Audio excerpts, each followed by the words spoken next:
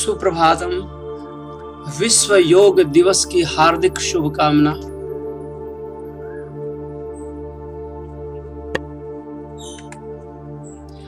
मेरी यौगिक प्रस्तुति हस्त चलनासन एवं मस्तिष्क रक्त संचार योग क्रिया।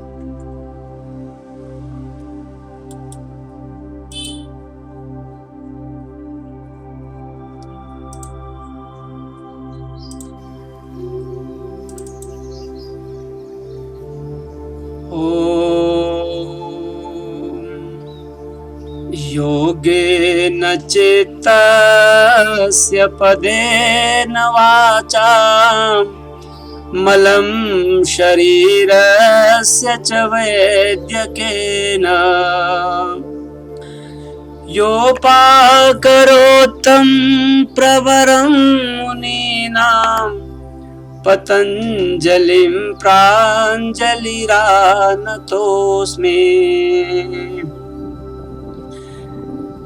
इस योग क्रिया के द्वारा शरीर में रक्त का प्रवाह बेहतर होता है, क्योंकि शरीर का रक्त मस्तिष्क की ओर संचालित होने लगता है और जिसका असर हमारे शरीर के प्रत्येक अंग पर भी पड़ता है।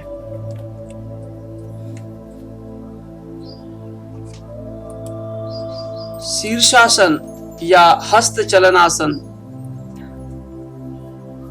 प्रत्येक युवा के लिए, बच्चों के लिए बहुत ही उपयोगी है, क्योंकि इस क्रिया के द्वारा हमारे शरीर में मस्तिष्क संबंधी तंत्रियां सक्रिय हो जाती है। जो डायबिटीज से पीड़ित है उसके शरीर में इस क्रिया के द्वारा पैनक्रियास उत्तेजित हो जाता है और इंसुलिन का स्राव होता है और डायबिटीज में प्रबंधन होता है। जो सिरदर्द और माइग्रेन से पीड़ित है उसके लिए भी ये क्रिया बहुत ही उपयोगी है। आंखों से संबंधित बीमारियों के लिए भी ये क्रिया बहुत ही उपयोगी होती है। रक्त के प्रवाह के उल्टा होने की वजह से चेहरे में को पर्याप्त मात्रा में ऑक्सीजन मिल जाता है, जिससे चेहरे पर ताजगी और ग्लो आ जाती है और चेहरे की झुर्रियां पूर्णतया समाप्त होने लगती हैं।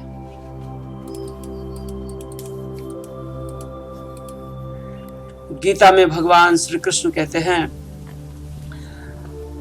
सिद्धा सिद्धयोः समो भूत्वा समत्वम योग मुच्यते। सिद्ध और असिद्ध को समान बनाते हुए, सिद्ध और असिद्ध को समान मानना योग कहलाता है। सिद्ध और असिद्ध, सुख दुख, लाभ हानि, शीत उष्ण आदि प्रत्येक द्वंद्वों में समान भाव रखना योग है।